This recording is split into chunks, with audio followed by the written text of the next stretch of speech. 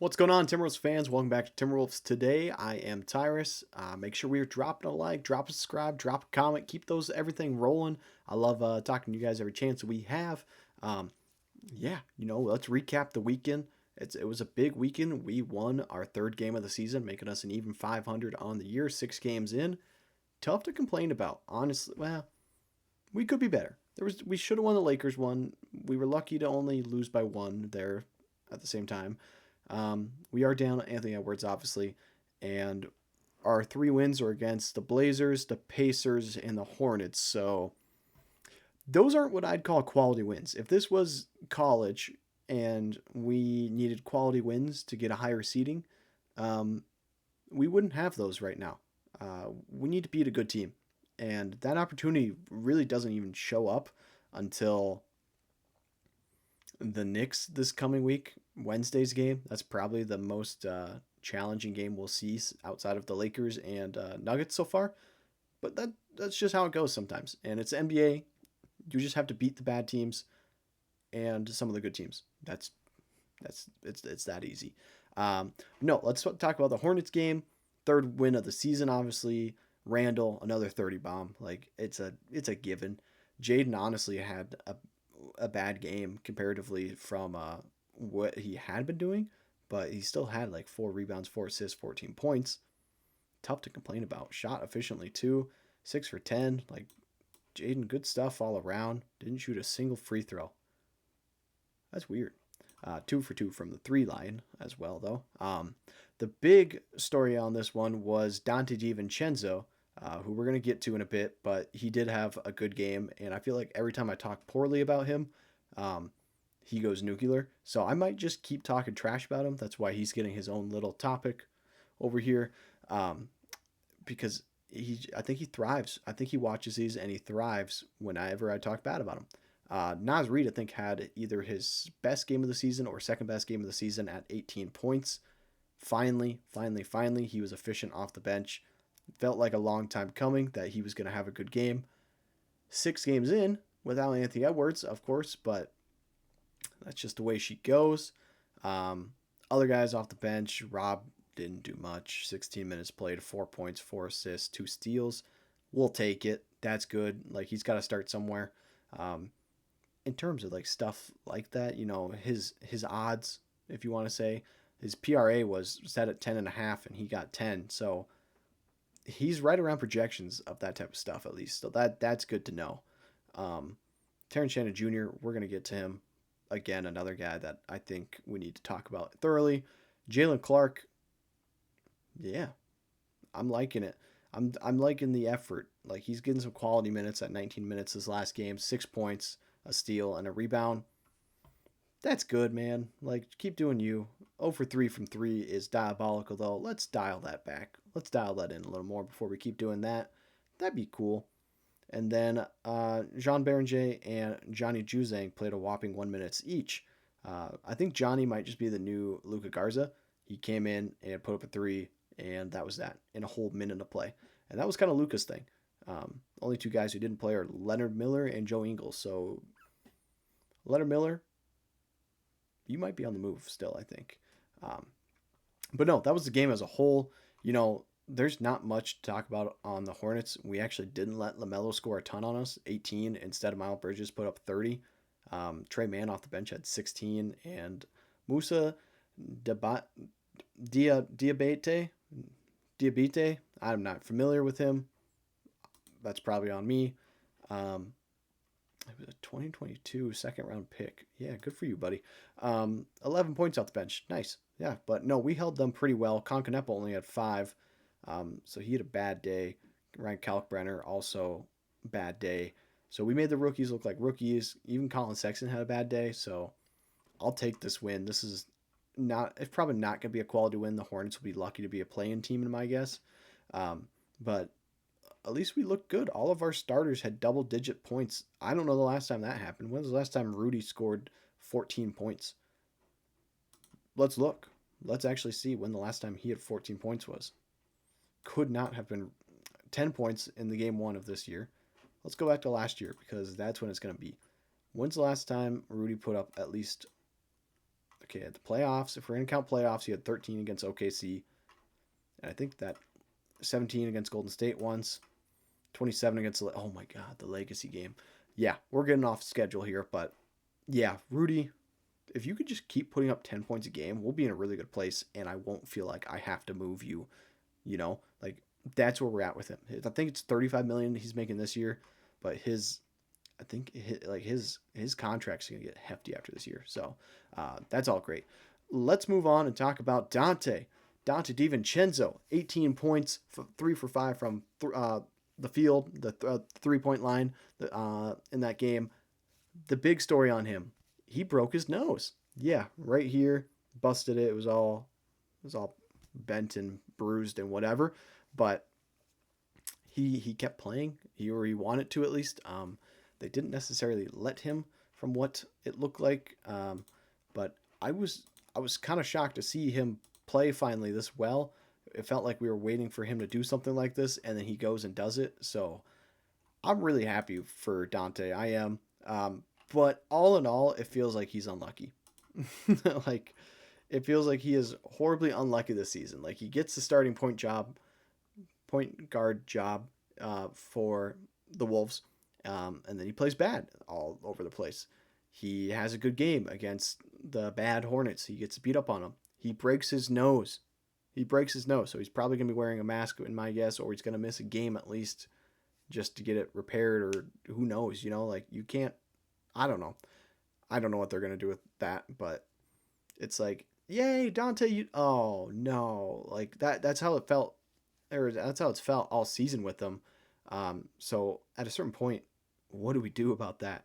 You could play as good as you want, but when you start getting injured just randomly, makes things a little tougher. I feel bad for the guy. I do. It sucks to see, but man, he's just unlucky. I just feel like that's all I wanted to call to attention, was that he's been unlucky, and I don't think I'm the only one who's seeing this. Maybe I'm crazy, but tell me if you guys think. Drop a comment and tell me if you think Dante's been unlucky or if he is just not good. I think he's just been unlucky though. We're gonna keep it moving along. That's basically all there is to talk about Dante there. We got to talk about Terrence Shannon Jr., guys. Terrence Shannon Jr. is in one of the worst slumps I've ever seen for like a bench guy who had a lot of hype.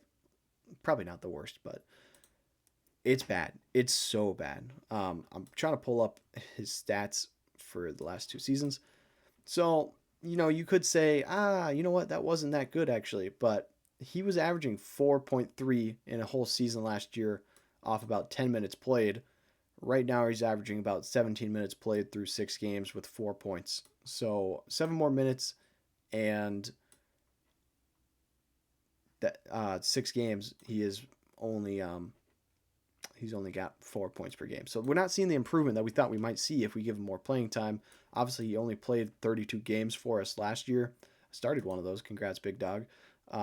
So we're looking at a fraction of the sample size, about a sixth of the sample size. A fifth, whatever you want to round down to. It's not good. He was shooting a whopping 35% from, actually shooting better from 3 this year so far, but he's only shot 10 times compared to the 31 he shot last year. From the field, the 2, he's shooting 32% this year off 25 shots when he had 114 and shot 48% last year. We're seeing numbers go down. Obviously, if we go back and we look at the postseason, he was averaging 4.6, but he was shooting so efficiently. He was shooting about 37% and 48% from 37% from 3, 48% from the field goal range, and he had a lot of hype just coming off the bench. He played 9 games for us in the postseason and had about only 6 minutes. So to come in with 6 minutes on average and you get 4 points, I'd call that efficient. I would call that pretty good. But right now, it just feels like he's in a weird place where he can't figure it out with what to do with more minutes, which doesn't make a lot of sense. He was a 4-year guy. That's why we drafted him. We felt like he was ready to be in the rotation, and now it feels like he is trying to play his way out of the rotation or trying to trade his way or get himself traded onto a new team. I don't know. I'm kind of on the Terrence Shannon Jr. boat. I like the guy a lot. I think he's a very good player. But but this is a problem. This is a really big problem that we need to sort out sooner than later because he's supposed to be kind of the replacement for Nah, and right now we don't have that replacement, and that is hurting us offensively, defensively. There's not a guy that we can trust enough to give 19, 20 minutes to, and he'll actually do something with them. So it's something to watch out for. It'll be curious to see as the season goes on because obviously, barring injury, we would expect him to play close to 80 games, if not more, and or if not around that, probably 70 to 80 games for us. He's not on a two-way or anything like that. So he's going to get more time. Will those minutes go up? Will they stay about there? Long season ahead of him, but right now he's in a horrible slump within the first 6 games. Could be more than that. We will keep an eye out for it, but that's my thoughts. Like I don't know what we're gonna do with him if he can't figure out this slump. Good players figure it out. This will prove if he's gonna be a good rotational guy or if he's someone we're just gonna have to move into trade down the line. And that happens. It happens. But let's preview Monday's game versus the Nets. It's a big one. We're 70% chance. ESPN's giving us a 70% chance of winning this. That's how bad the Nets are. Do you guys know how many games the Nets have won this year? Oh, I'm sorry. Yeah, no, it's 0. The Nets haven't won a game. We're going to be at the Nets is the problem. And pulling up a stat quick, we aren't good on the road versus the Nets all time. And even in the last 10 years, we aren't, or 10 games, we aren't good versus them. Now, obviously, they're a team that they're not what they were, 20. If you go back to 21 to 23, they had KD and those guys there. So obviously they were a little bit better. So data's going to be strayed, but we are 15-20 versus the Nets all time. The Timberwolves are 2-6 when the 6th game of the season is a road game. Not good. In 35 years, that's 8 games that the 6th one has been a road game. We've only won 2 of them. However, the Nets haven't beat the Timberwolves since 2003, and they haven't beaten them in Brooklyn since 2021. So the data that I was just talking about, having KD and those guys, holds pretty true. If those guys are there and they're healthy, they're probably going to beat us. They were pretty good right then. But things have changed. We are the better team. We have the better players. They haven't beat us in 2 years. Let's keep the streak alive. I'm tired of these streaks ending. Like the one against the Nuggets, we lost. It was 17 calendar months they hadn't beat us in. They come to our house, they beat us without Ant, and there goes the streak. So let's just go beat them.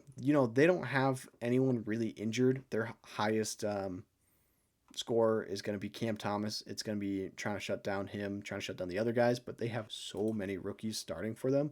If we just go and look at their depth chart, they're going Tyrese Martin, Cam Thomas, Terrence Mann, Michael Porter Jr. is there, and he's their leading assist getter.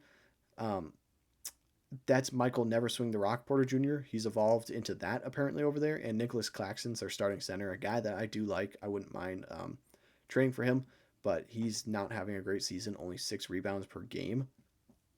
Not ideal. That's not good. That's just not good. That's 36 rebounds across 6 games. Diabolical. And their bench is nothing to talk about. Who is Tyrese Martin? This guy's 26. Who is this? Who is this guy? He played for the Hawks for 2 years he was drafted in 22. Played for the Hawks for a season, and he's played for Brooklyn. But he's not really. Has he done anything? He played 16 games for Brooklyn in 2000. He averaged 1 point for them in 16 games, and last season he played for the Nets in 60 games and averaged 8 points. So I guess he's earned the starting job there over Ben Seraph or Igor Denham because they drafted 4. They drafted 4 guys or 5 guys in the first round, obviously, and 1, 2, 3 of them are all point guards. That's how you build a roster. I mean, you can trade them, surely, but what are you valuing? So this is not a team I want to lose to. If we lose to the Nets, we're going to be in a dark place on this show. We will not be happy. So if you're a Nets fan and you, for some reason, stumble upon this on Monday after the Timberwolves lose drastically to you somehow, don't watch. I will be very upset if we lose this game. This is a must win. We are on the Peacock. Can't wait to see this one. But that's all I have for you guys today. So until the next show, I will see you then. Make sure you're like this, comment, subscribe, all that good stuff. And we'll see you guys in the next one.